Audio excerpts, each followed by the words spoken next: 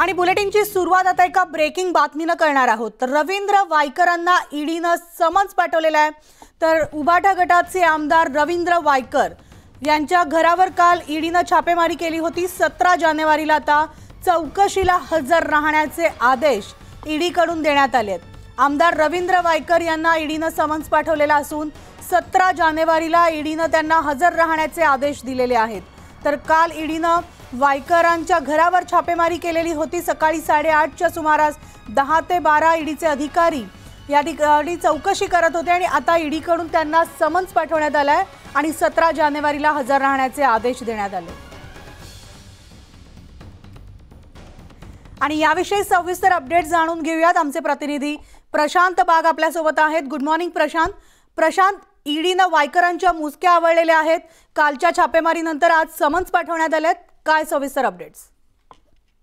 सुप्रभात मिळाली। आजची दिवसाची सुरुवात महाराष्ट्राच्या सगळ्याच लोकांसाठी महत्त्वाची, कारण निकाल पण त्याचबरोबर वायकर कुटुंबाच्या अडचणीत वाढ आणणारी नक्कीच मानली जाते। कारण काल सकाळी 8:30 पासून ईडीच्या अधिकाऱ्यांच्या पथकानं वायकरांच्या घरीची तपासणी सुरू केली होती। सर्च ऑपरेशन हे रात्री उशिरापर्यंत सुरू होतं।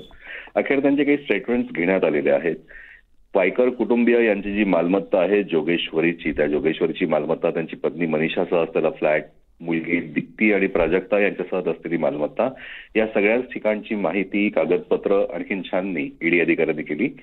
आणि याच चौकशीमध्ये काही महत्त्वाचे प्रश्न निर्माण झाले। जोगेश्वरी भूखंड खरेदी प्रकरण जे आहे, ईओडब्ल्यूनं गुन्हा दाखल केलाय सप्टेंबर 2023ला।